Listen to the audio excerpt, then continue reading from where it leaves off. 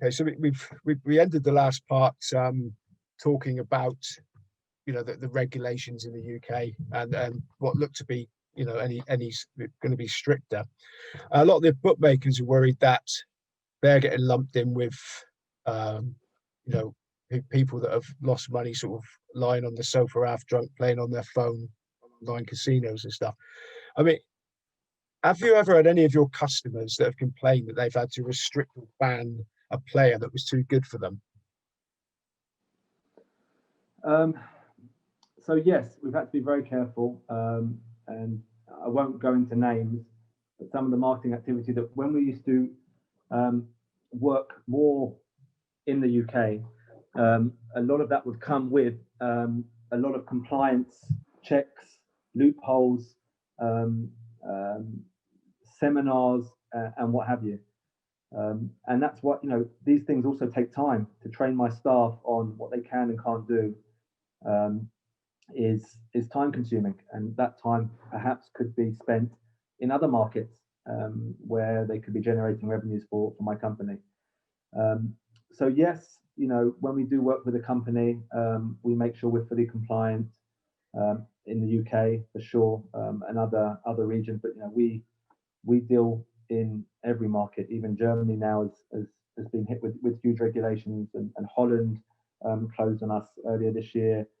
So we work globally, and like I said, the world is a big place, and there's enough emerging markets out there for us to focus on and not take any risks or unnecessary risks because maybe we're not as savvy as we should be on the compliance changes that are constantly happening in the UK. Okay, but back to my original thing. Is there such a thing as a customer of an online casino that is too good for the online casino and that needs to be restricted, or no? Is there any way anybody that beats it? So yes, we actually had an instance. Funnily enough, that you brought up this question. We actually had an instance of one of our clients, one of their customers, won. I think I say the amount. Won over £200,000 or euros. Sorry, it wasn't in the UK. By finding a loophole, we found a loophole in a jackpot that we were pushing. We're not in control of the jackpot or the payout, but basically it was giving him points and spins when he shouldn't have been getting it, and he won. Now, did this guy do it on purpose? Did he know? We think he did. We think he was looking for us. But there are players that will get restricted in the world of online casino, just like they are in sportsbook. There are people that we don't want. There are people that are trying to use systems. There are people that will not have a long time value for the brands that we're representing. They are easier to find today than they were back in the day, just with the tools that these brands have. But there are definitely people who believe and who have beaten the casino, and they will get restricted, and they're not wanted by most of our clients. I'm quite sure that several people are cheering out loud now to think that at least some people do beat the casinos, but I'm guessing that as a general there'd be a very, very small percentage. So would it be right in saying that the two most important parts of an online casino is acquisition and retention of players, because ultimately if they keep playing, you're going to get their money? It's a very, very simple game, and if it was complicated, then I doubt that I would have been doing it for near on 20 years. You have to acquire the user for a certain amount, and you have to make sure that you earn from that user more than that certain amount that you acquired him for. There are certain users that are more expensive to acquire because they come from certain media channels, media owners like Google, where you have to make sure that you convert them very quickly because your every click is costing you money. But then because it's been so expensive to get him, you want to make sure that you get the most out of him or her, whoever it may be. Now in the UK, it's much more difficult nowadays because of source of funds, KYC. People can lock their accounts and you can't target them again. And that's a big risk and a big burden to hold on the marketing team, on the marketing budget, to make sure that everything is working correctly. So retention is important, but how much retention can you actually do today in the UK? You're extremely restricted in the interactions that you can have with the user. Okay, so you're predominantly a marketer, but what would you say is the difference operationally between a well-run and a poorly run online casino? There's lots out there. There's lots that are white labels, so they have a shared environment. So perhaps you don't get the personal touch that a larger brand that's managing all of their services themselves in terms of the operation side, the CRM, and the VIP, which I think makes a big difference. But you know, the big firms, the big guys out there do it very good, and they are, from what I see and the people I'm working with, they're extremely well run in terms of the operational side of the business. Maybe not always on the marketing side, but in terms of the operational side. But I think having your own standalone environment for your own product, and having a good product as well, a good mobile product, a good web product is very important. Okay, one of the things that, being sort of a bit older, when the last thing that I can imagine anybody being prepared to do when the internet first became popular was stick their credit card in there and trust that they're not going to be totally tucked up by an online gambling, even bookmakers to begin with. So, I mean, was that pivotal in your success that worked out that people were suddenly starting to trust it? Yes. So at the beginning, you know, we used to get a lot of declines. I'm talking about when I was back in my ICQ days, because it was a new phenomenon. You know, to put your money into the computer was, you know, it was new back in 2004, 2005, 2003, 2004. So when you had those declines, you always had an answer. You know, if you can't use credit card, maybe use Neteller or Skrill or some other online money bookers or whatever it may have been back in the day. And you know, God, I'm nearly 40, but I feel like this conversation is we're talking about black and white days. Where today, you know, I think people are much more savvy. You know, they're using their credit card on a daily basis online anyway. So, and the younger generation, I don't believe have that fear, and have that difficulty that people used to have over a decade ago.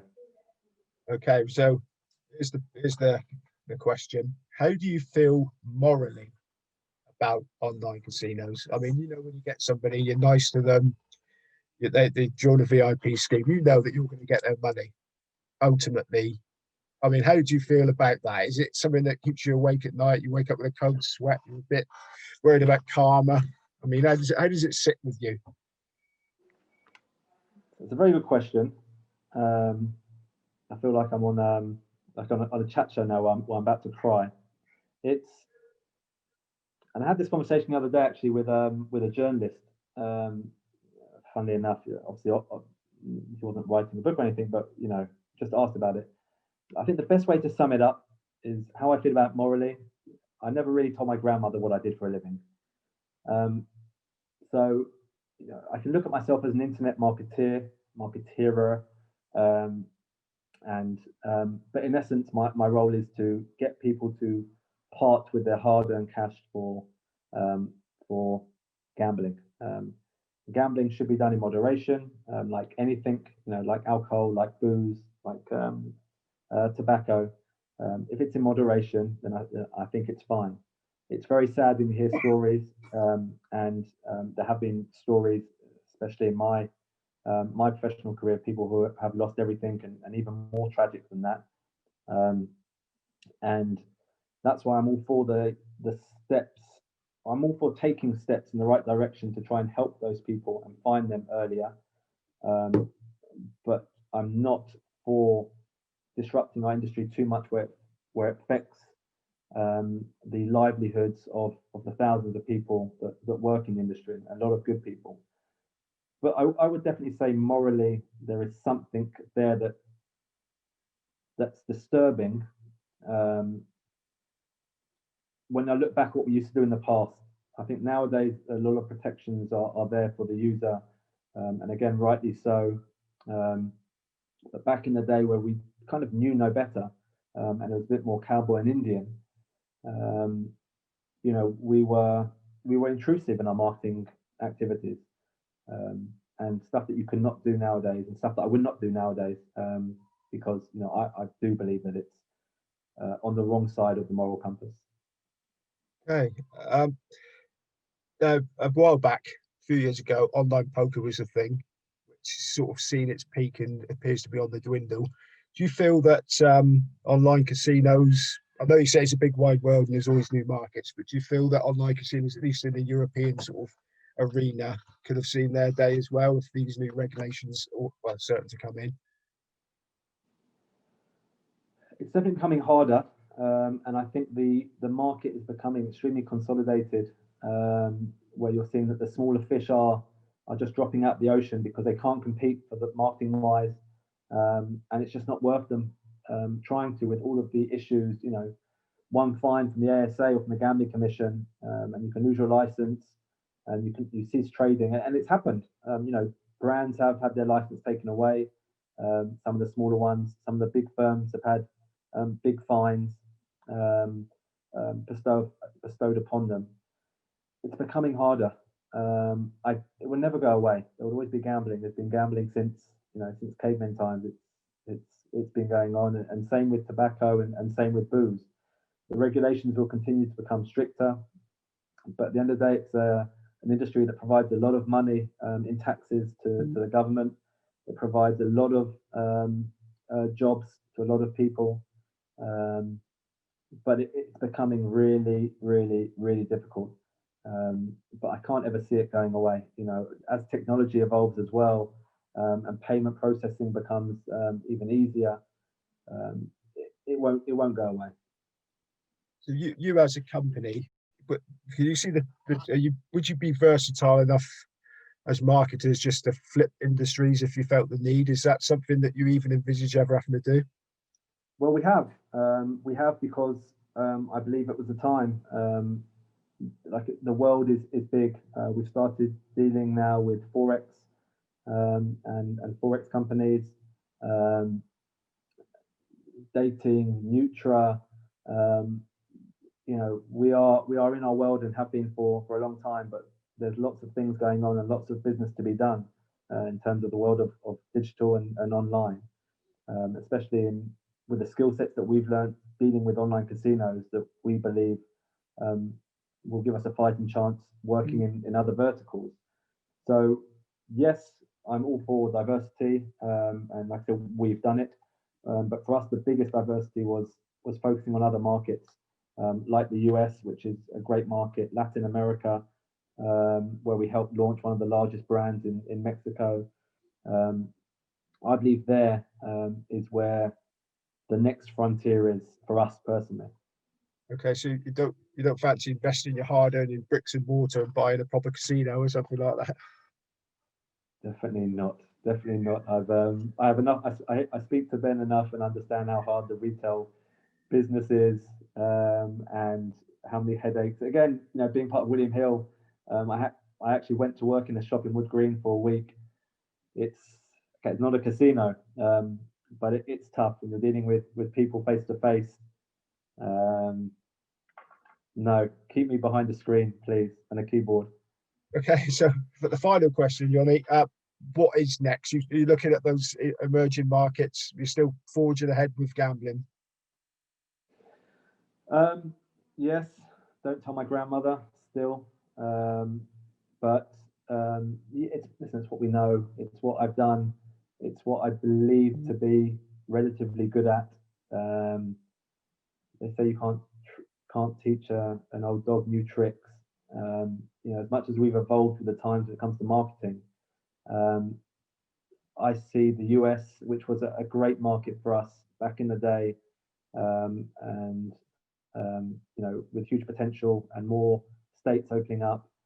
Latin America is a huge continent with huge potential, and it's a beautiful emerging market because they've kind of skipped the web phase and they're straight into the mobile phase.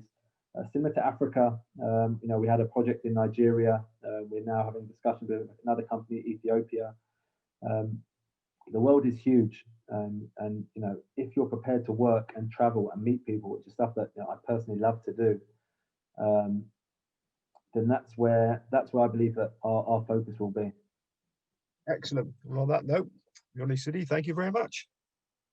It's been a pleasure. Thank you very much, Simon.